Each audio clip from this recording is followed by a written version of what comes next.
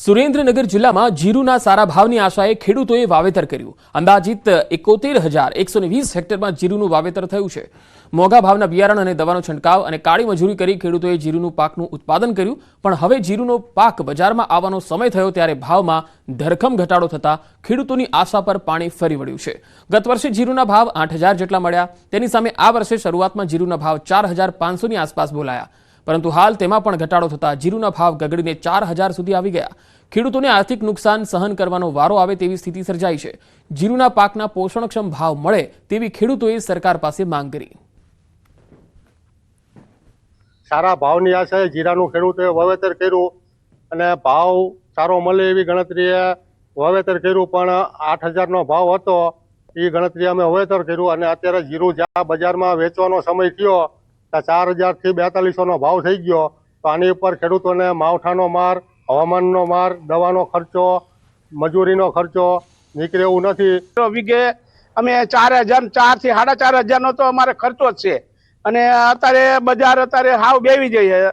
જીરાના જયારે બિયારણ નીકળ્યું એ વખતે 8,000 રૂપિયાનો ભાવનું અમે બિયારણ લીધેલું હોય અને અત્યારે 4,035નો ભાવ હોય, તો અમારે ખેડૂત કેવી રીતે આમાં ઉભા રહી શકે?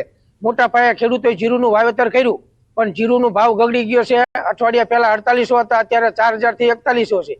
તો ખેડૂતોને જીરાના ભાવ સારા મળે, ઓછામાં ઓછા 7,000 થી 8,000 મળે તો ખેડૂતો પોતાનું જીવન નિર્વાહ ચલાવી શકે, નહીતર પરિસ્થિતિ એવી થાય છે કે ખેડૂતો જીરા વાવતા બંધ થઈ જાય છે। તો અમારી સરકાર પાસે માગણી છે કે જીરાના ભાવ 7,000 થી 8,000 મળે।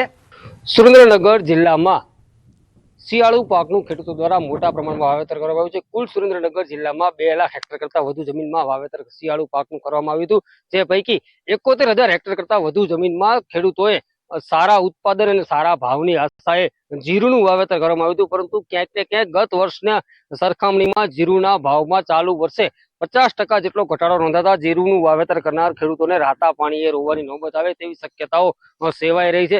ખાસ કરીને સુરેન્દ્રનગર જિલ્લામાં ચાલુ વર્ષે 71,000 હેક્ટર કરતા વધુ જમીનમાં જીરુનું વાવેતર કરવામાં આવ્યું હતું, પરંતુ ગત વર્ષે જે જીરુનો ભાવ છે 8,000 રૂપિયાની આસપાસ એક મણનો ભાવ બોલાયો હતો, જ્યારે ચાલુ વર્ષે જે જીરુનો પાક છે એ અત્યારે હાલ બજારમાં આવવાની તૈયારીની અણી પર છે। ત્યારે જીરુના જે ભાવ છે એ એક મણ દીઠ 4500 થી 4,000 સુધીનો જ ભાવ બોલાતા ખેડૂતોને ક્યાંક ને ક્યાંક 50% વધુનો જે ફટકો છે એ સહન કરવાની નોબત આવી તેવી શક્યતા છે। ત્યારે ખેડૂતો દ્વારા જીરુના જે પાક છે એનો પોષણક્ષમ ભાવ અને પૂરતા પ્રમાણમાં ભાવ મળી રહે તેવી માંગ કરવામાં આવી રહી છે। જો જીરુના પાકનો પૂરતા પ્રમાણમાં ભાવ નહીં મળે તો ખેડૂતોને જે વાવેતર છે વાવેતર છોડી અને ખેતી છોડી અને અન્ય ધંધા રોજગાર તરફ વળવાની નોબત આવે તેવી શક્યતાઓ સેવાઈ રહી છે। અક્ષય જોશી। ઉના શહેર વિસ્તારમાં સિંહના આટાફેરા જોવા મળ્યા। છેલ્લા 15 દિવસથી લગાતાર શહેરના વિવિધ વિસ્તારોમાં સિંહના આટાફેરા જોવા મળ્યા, ક્યારેક સ્કૂલ પરિસરમાં તો ક્યારેક સોસાયટી વિસ્તારમાં। આજે વહેલી સવારે ઉનાના 80 ફૂટ રોડ પર સિંહના આટાફેરા જોવા મળતા લોકોમાં ખળભળાટ મચી ગયો। ગીર સોમનાથમાં લગાતાર સિંહોના આટાફેરા જોવા મળતા હોય છે, પછી એ ઉનાનો વિસ્તાર હોય કે કોડીનાર વિસ્તાર હોય, સિંહના આટાફેરાથી હવે સ્થાનિક લોકો ઘરની બહાર નીકળતા પણ ડર અનુભવે છે। આ તરફ હવામાન નિષ્ણાત અંબાલાલ પટેલે પણ આગાહી કરી છે। ઠંડી, ગરમી અને પવનની ગતિને લઈને આગાહી કરી છે। ખેડૂતો માટે માઠા સમાચાર પણ કહી શકાય, કારણ કે શિયાળુ પાક પર હવે પવનનો ખતરો છે। ઊંચા શિયાળુ પાક ઢળી પડવાની આશંકા છે। અરબ સાગરની હલચલને કારણે ફૂંકાઈ શકે છે પવન। 15 થી 20 કિલોમીટરની ઝડપે પવન ફૂંકાઈ શકે। આંચકાના પવનો ફૂંકાવાની શક્યતા છે। ઘઉં, બાજરી, મકાઈ જેવા પાક ઢળી પડવાની આશંકા છે। 19 ફેબ્રુઆરીથી ઉનાળાની ગરમી અનુભવાશે। માર્ચમાં 40 ડિગ્રી પારો જવાની શક્યતા રહેશે। પવનની ગતિ રહેશે। 2 દિવસ પવનની ગતિ વધુ રહેવાની શક્યતા રહેશે, જેમાં મધ્ય ગુજરાતના ભાગોમાં પવનની ગતિ 15 કિલોમીટર પર અવરની રહેવાની શક્યતા રહેશે। ઉત્તર ગુજરાતમાં પણ 12 થી 15 કિલોમીટર પર અવરની રહેવાની શક્યતા રહેશે। જૂનાગઢના ભાગોમાં પણ 12 થી 15 કિલોમીટર પર અવર અને દક્ષિણ ગુજરાતના ભાગમાં 16 કિલોમીટર પર અવરની રહેવાની શક્યતા રહેશે। કચ્છના ભાગમાં વધુ રહેવાની શક્યતા રહેશે। રાજકોટના ભાગોમાં પણ 15 કિલોમીટર પર અવરની શક્યતા રહેશે, જ્યારે આજકાલનો પવન વિન્ડ ગસ્ટ લગભગ મધ્ય ગુજરાતના ભાગોમાં 35 કિલોમીટરની આસપાસ રહેવાની શક્યતા રહેશે, જ્યારે મહત્તમ વરસાદ પ્રમાણ ઉત્તર ગુજરાતના ભાગમાં 32 ડિગ્રી સેલ્સિયસ આસપાસ રહેવાની શક્યતા રહેશે। કોઈ ભાગમાં 33 ડિગ્રી સેલ્સિયસ થઈ શકે છે। જૂનાગઢના ભાગોમાં પણ 32, 33, 34 ડિગ્રી સેલ્સિયસ આસપાસ થવાની શક્યતા રહેશે। દિવેલાના પાકમાં કંઈક અંશે ત્યાંની રજ ઘટી જવાની શક્યતા રહે છે. દિવેલાના પાક સારા છે એટલે તેનું ઉત્પાદન સારું આવે, છતાં કંઈક અંશે ઘટાડો થાય. ગરમી પડે તો દિવેલાના પાકમાં જીનેટિક રિવર્ઝન આવે અને ઉત્પાદન ઓછું આવવાની શક્યતા રહી શકે. દેશના ઉત્તરીય પર્વતીય પ્રદેશોમાં તારીખ 8-9 ફેબ્રુઆરીથી એક વિસ્કટ ડિસ્ટર્બન્સ આવી રહ્યું છે, જેના કારણે ઉત્તર ગુજરાતના ભાગોમાં તારીખ 8-9-10 વાદળો આવવાની શક્યતા રહેશે.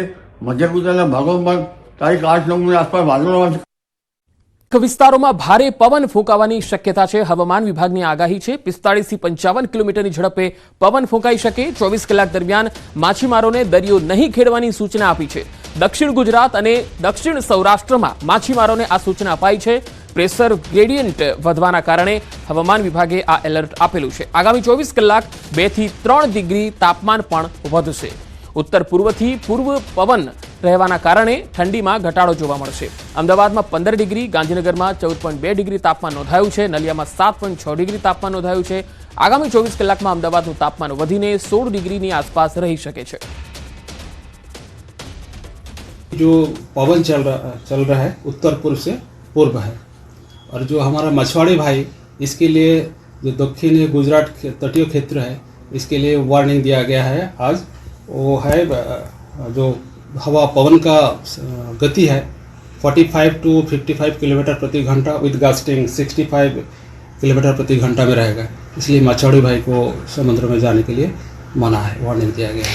एक्चुअली एक प्रेशर ग्रेडियंट गुजरात जो एरिया है, जो गुजरात रीजन है, इसमें प्रेशर ग्रेडियंट बना हुआ है. ज़्यादा प्रेशर ग्रेडियंट के कारण ये तेज़ हवा चल रही है.